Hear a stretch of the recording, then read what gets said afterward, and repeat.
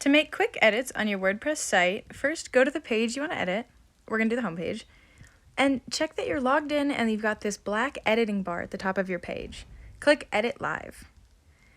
Now, the basic layout of these pages are that there are containers with smaller containers inside of them, holding the elements of the site.